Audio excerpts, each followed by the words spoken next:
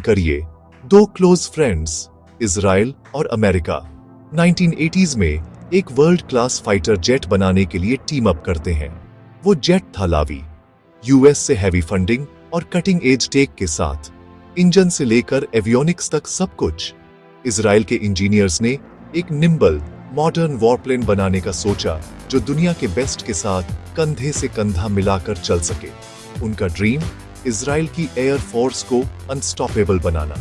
पर फिर एक प्लॉट ट्विस्ट आया जो सीधा किसी थ्रिलर से निकला था। 1937 में अमेरिका ने इस प्रोजेक्ट पर ब्रेक लगा दिया। वॉशिंगटन को चिंता थी अगर लावी सक्सेसफुल होता तो ये मार्केट में अमेरिका के अपने F-16 को नुकसान पहुंचा सकता था। तो अपने सबसे बड़े सहयोगी के प्रेशर में इजराइल के पास लावी को बंद करने के अलावा कोई चारा नहीं था। पर ये एंड नहीं था, ये एक बिल्कुल नए चैप्टर की शुरुआत थी। इस बार चाइना में। यहां से चीजें और भी वाइल्ड हो जाती हैं।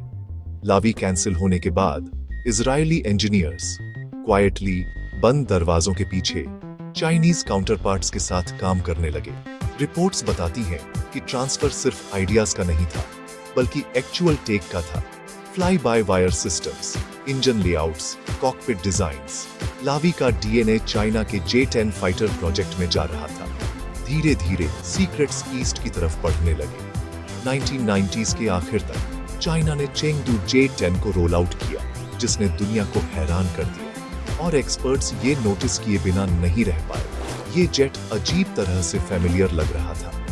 यहाँ तक कि यूएस डिफेंस डिपार्टमेंट ने भी एक्नॉलेज्ड J-10 लावी पर बहुत ज्यादा बेस्ड लग रहा था, जिसमें अमेरिकन टेक अब चाइनीज फ्लैग के अंडर उड़ रहा था।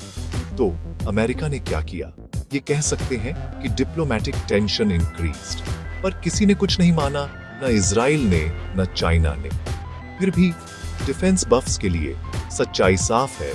J-10C का एग्जिस्टेंस इजराइल के लावी और इनडायरेक्टली अमेरिका की वजह से है। ये सिर्फ एक जेट की कहानी नहीं है, ये जियोपॉलिटिक्स, सीक्रेट डील्स और टेक ट्रांसफर की एक मास्टर क्लास है। अगर आपको ऐसी हिडन डिफेंस स्टोरीज पसंद है तो सब्सक्राइब करिए